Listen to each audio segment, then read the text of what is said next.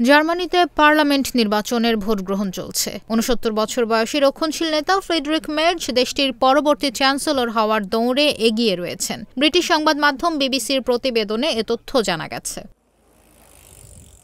Friedrich Merz প্রতিশ্রুতি দিয়েছেন এ নির্বাচনে তিনি জয়ী হলে আগামী ৪ বছরের মধ্যে জার্মানির বিভিন্ন সমস্যা সমাধান করবেন। তবে এই প্রতিশ্রুতি বাস্তবায়নে তাকে অনেক চ্যালেঞ্জের মুখে পড়তে হতে পারে।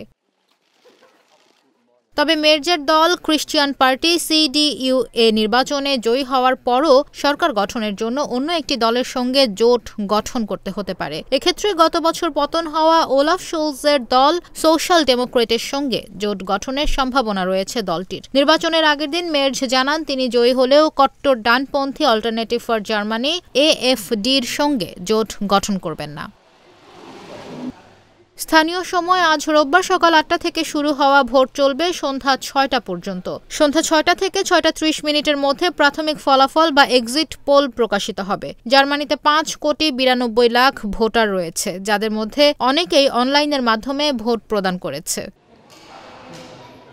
নির্বাচন নিয়ে চালানো কিছু জরিপে দেখা গেছে সবচেয়ে বেশি অর্থাৎ ২৯% সমর্থন রয়েছে রক্ষণশীল হিসেবে পরিচিত ক্রিশ্চিয়ান ডেমোক্রেটিক ইউনিয়ন CDU এর। ২১% নিয়ে এর পরেই রয়েছে AfD, ১৬% নিয়ে তৃতীয় স্থানে শুলজের নেতৃত্বাধীন সোশ্যাল ডেমোক্রেটিক পার্টি SDP।